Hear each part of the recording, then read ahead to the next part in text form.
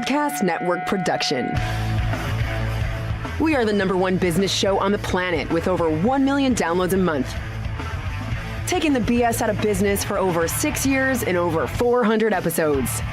You ready to start snapping necks and cashing checks? Well, it starts right about now. What's up, guys? Welcome to Right About Now. It's our weekly business news here on Friday, May 23rd, 2025. Hey, hard-hitting week this week. Lots of topics crossing the gamut. We got business news, pop culture. Hey, we covered the gamut of trading card business, the hobby. Everything happens here on Right About Now as we keep it real, we keep it raw, and we go hard right here every week on our news episode. This week, Microsoft drops glossy print magazines. The NBA makes a play for streamers, and Sam Altman wants to scan your eyeballs. Oh, I don't know about that. Plus, YouTube goes full Hollywood. MLB launches digital trading cards, and Home Depot prices, and of course, iPhones in India. All that and more here on Right About Now. All right, guys, first up today, I did want to give you a little teaser of what's going on in our hobby trading card series. Rule the hobby, baby. We're telling you everything from the top to the bottom, from retail to wholesale. We've had some amazing guests and more to come. Again, telling you about the business that is trading cards, the investment opportunities, and of course, where it's all headed. We've had some amazing guests. Gary V, everybody knows that name. Brian Ludden, he is the founder of LUDX, and several other friends, colleagues, and big players in the industry. Here's just a little sample of what that series is bringing to the table. What the biggest thing is when you open those cards is, what do I have? That's the question. Because you know you got something good. You know, my kids know, but they're like, they don't know how good. And LUDX is kind of the gateway to knowing what you have. Yeah, it's knowing what you have and knowing what it's worth. Those are the two pillars that, you know, we kind of go off of. And, you know, it's technology, so it's never done. It's never completed. But yeah, I mean, really, that's what we want to be. We don't want to be an authority in anything. What we want to be is we want to be an information tool to help people enjoy this industry and this hobby. I think VFriends is probably going to end up being the biggest business I ever built. You know, I feel like it's a very substantial intellectual property, collectible business. I think the characters represent the things I most care about in the world. So I think these 250 characters are going to allow me to extend all these things I want the world to know about. I've done a lot as a human and put myself on the map, but I'm not going to reach all 8 billion people. Meanwhile, a VFriends cartoon that talks about tenacity and hustle and kindness can be dubbed in Italian and be running on Netflix Italy in 5 years. And I'll be accomplishing the same ambition, which is my whole life has been about really a framework of selfish and selfless behavior, right? Selfishly, I'm an entrepreneur. I want to build things for me and my family. I think I'm allowed. I think you're allowed. I think everyone's allowed. However, I do like leaving a positive impact. I get pumped when entrepreneurs come up to me that basically make more money than me, taking my learnings and applying them. I'm like, good for you. That makes me happy. That doesn't make me unhappy. So that's kind of the goal with the framework here. 35% of us are genetically predisposed to want to collect stuff. Sort of remnants of the human condition a little bit, you exactly. know, like that fine line between collecting and hoarding. So I think the tide is rising on collecting, because collecting is the ultimate, you know, expression of fandom, and fandom is one of those last safe spaces where we can all come together and cheer on a team and not be angry at each other for something else. What made you go from breaks to retail? You know, when I was breaking, I was happy. I had no overhead. And I was doing really good financially. But I got tired. I'm a people person, Ryan. Yeah. I got tired of sitting in the house by myself, running back and forth from this room to that room. I wanted to be around people again. The only time I was around people was when I went to a show, which was once every month or two. Yeah. You know, I really like the element of the face-to-face interactions, getting to know people, bonding with people, learning people. Like you said, you know my family. Yeah. You have a great family as well. And it's been an honor and a pleasure for me to meet your family and become a part of you. Yeah. I'm an extended part of the family. Like I love it. First up today, Microsoft drops glossy print magazine. Seriously, are you kidding? This made a lot of sense to me, actually. And I think here's the punchline. Well, yeah, there's a lot of niche audiences that are hard to reach.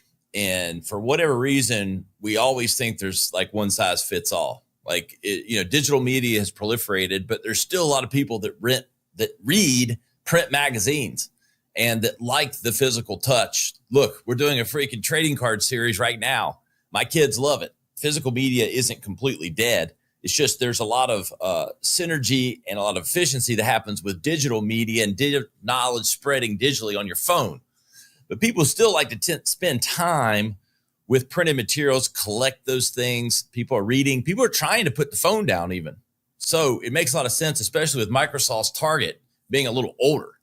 So I love this for a couple of reasons. Number one, it's niche marketing at its best. But number two, it also signals a way for Microsoft to build brand. It's getting harder and harder to build brand in sort of this performance marketing land that everything's for sale. What's the feature? What's the price?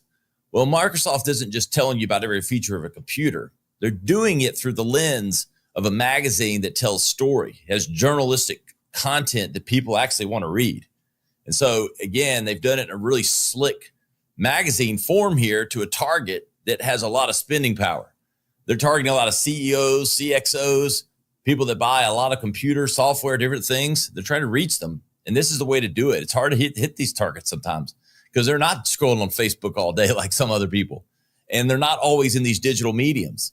So you get them in a space of comfort and somewhere where they're spending time with a product in a magazine. And you can tell brand narrative stories that, again, are building your story through a funnel of getting them through the purchase cycle. And you're not always ever hitting them over the head with a price point. I think physical media still has a place in 2025, but it needs to be done in the right way for the right audiences. And they've done, I think it's 1,500 copies of this. So it's limited. This is a very small audience. But again, you're going to see this on coffee tables in some of the wealthiest homes. This isn't something that just gets thrown away like a circular. This is way deeper than that with the storytelling and the way that they're bringing to life the technologies and the partners through the magazine. So I love this. It plays into a little bit of that surprise and delight, as well as the novelty of something that might even be collectible. Signal Magazine is actually doing the printing. So a high quality piece. Smart move here by Microsoft. Next up, NBA is jumping into streaming with Amazon. Hey guys, we've been talking about this every week. The cord cutters, we've been talking cord cutting for 10 plus years, but it's officially coming for cable. You've got apps, you've got these gigantic platforms, Google, Amazon, Apple, these huge platforms where people are already existing every day, shopping every day, watching content every day. You've got Prime Video, you got Prime Shopping, you have the integration of that. We've talked about that. And now the NBA is inking this deal with Amazon for exclusive games. Makes a ton of sense. You can see it in Amazon Prime. We saw this a little bit with Netflix as we play in the NFL space. You're going to see more and more crossover across all of these different apps and communities that are already built where people are already spending time. Again, I'm not going to get the remote control out. I'm going to go from phone to big screen, casting in the living room. And the cable box is going out the window. It's going to be an app world. It's going to be streaming world. All of these things are starting to come together as people buy and engage with the content that they want to, and not just the 400 channels that have been curated, of which 390 you don't watch. So again, Amazon is growing every single day, behemoth, but they need that younger tech-savvy audience. So this attracts them in. Because again, you got a lot of moms, a lot of people that shop on Amazon every day.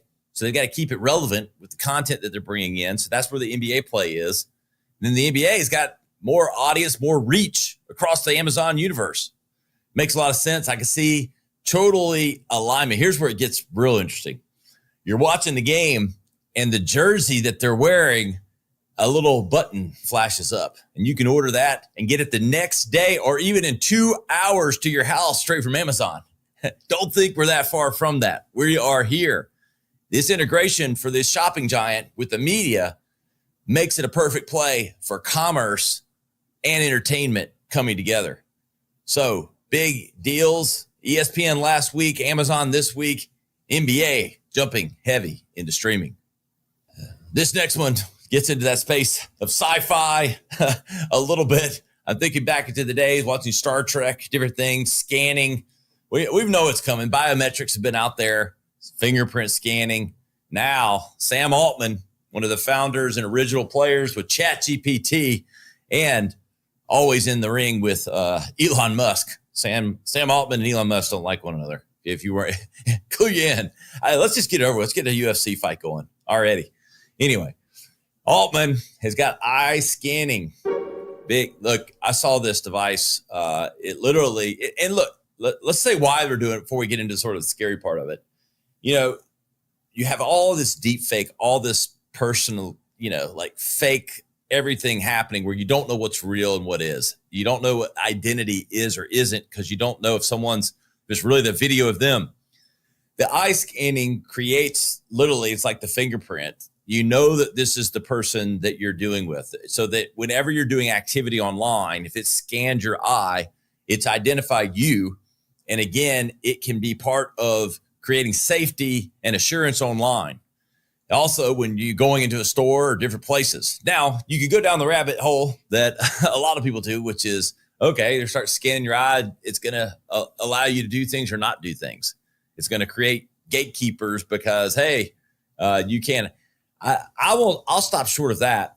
I will just say how do we control how this information kind of gets out? If once there's this eye scan and it's out there, can it be protected? I'm sure they've thought of all of these things, but that's where my mind goes.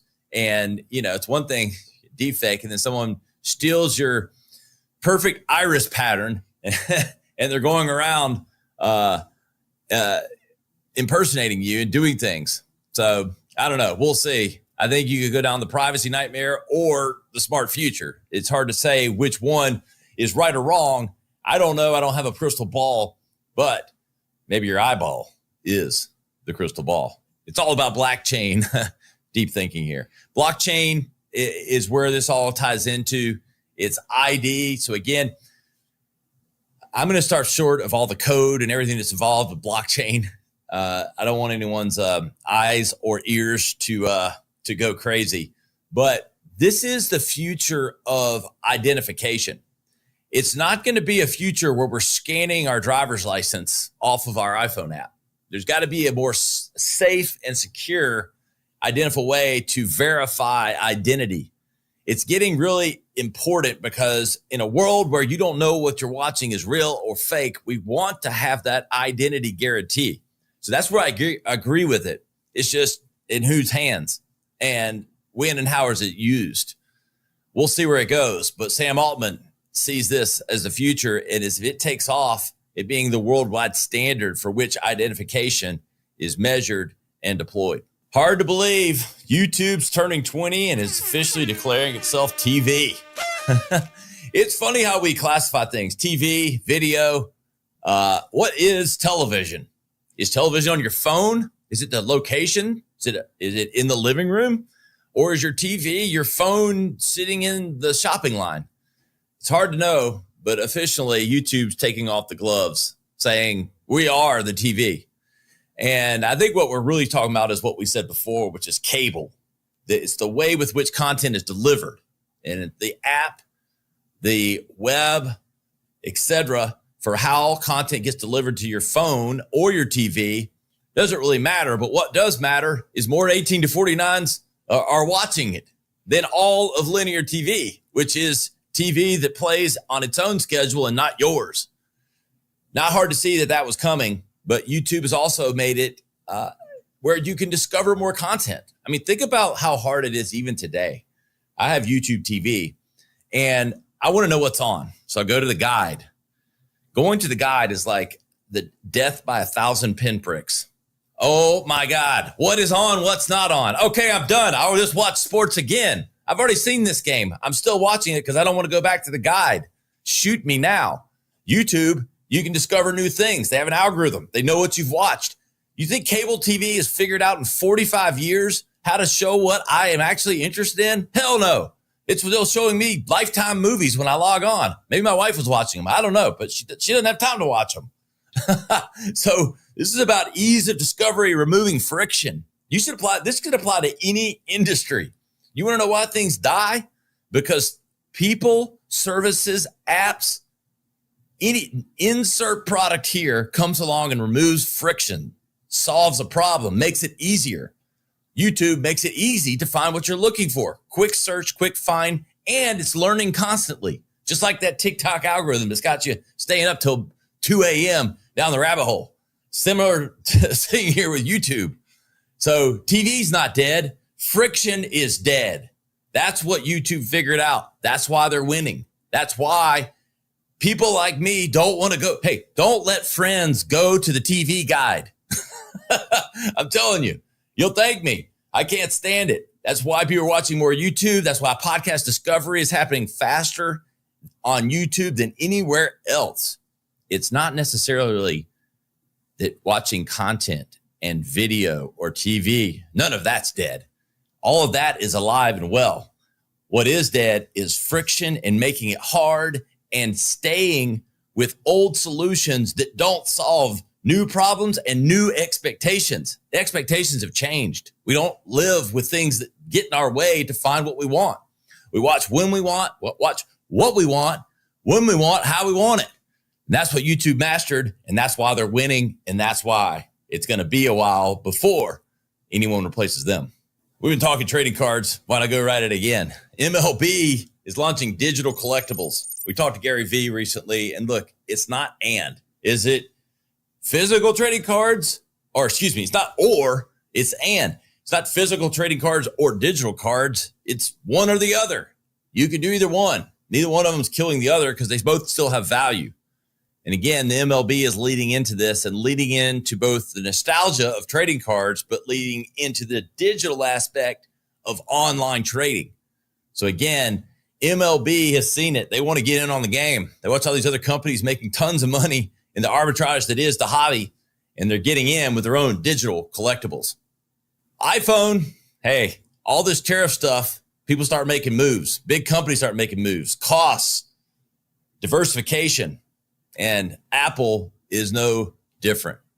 They're leaning into getting stuff made and put together in India, leveraging the incredible workforce they have, the size and scale of India, and again, getting less reliant on China. Hey, if you make it hard to work with you, you raise costs, and you have all this government oversight, at a certain point, companies aren't going to keep dealing with that. So China's going to have to recognize that. They're going to have to realize that you can't have it both ways. All this control, but still want all this world money coming to you. And Apple recognizes it, leaning into India, becoming a real player in the tech manufacturing space at the same time. They got a huge population. They can scale these kind of things, and good for them. They're an ally of the U.S., and it's great for business to diversify. Apple teaching us the way. Let's talk about some key takeaways from today. Print isn't dead. There's a time and a place for everything, niche audiences, print included. Again, it's not about printing everything. It's about printing the right thing for the right audience. Sport leagues are ditching cable like it's 2013. Look, we've been talking cable cutting forever. It's going fast. And look, I don't want to watch the same 400 channels, 390 that I don't like. It's about choice, yes, but it's about the right choice, when you want it, where you want it, how you want it. Same thing with YouTube. That's your takeaway. Remove friction and realize that the ways of doing things in the past, what people would deal with, isn't the same. You got to get that stuff out of the way if you want to advance. Baseball cards, still cool? Yeah. Digital? Yeah. Physical? Yeah. Lots of money? Hell yeah. Finally, Apple wants less China, more India. Point noted. That's your episode for today, your business news, business trends, and all the highlights that you need to get ahead, the stuff you need, none of the fluff you don't. We remove the spin. We take it where you want to go right now. This is Now Media. This is right about now. Billions of dollars, millions of collectors, one booming industry. Trading cards aren't just back, they're taking over. Projected to hit $52 billion by 2027. The hobby has evolved into a full-blown business with culture, cash, and clout all at the center. From the vault to the back room, we're talking to the heavy hitters writing the future of the hobby. We feature Brian Ludden from Ludex, the fastest and most accurate trading card scanning app. Gary Vaynerchuk, CEO of VaynerMedia and creator of VFriends. South Carolina Card King, Matty Rich, one of South Carolina's largest retail store owners. And SI Collectibles contributor and sports executive, Jeremy Eisenberg. Plus, some other surprise guests. This isn't just about collecting. It's about investing, scaling, and ruling the hobby. Right about now, we're making the hobby make sense. Massive dollars. Don't miss this incredible series. Go to ryanisright.com, find highlight clips, all the episode information, links to social media, YouTube, all the good stuff. None of the bad stuff. We appreciate you. See you next time. Right about now. This has been Right About Now with Ryan Alford, a Radcast Network production. Visit ryanisright.com for full audio and video versions of the show or to inquire about sponsorship opportunities. Thanks for listening.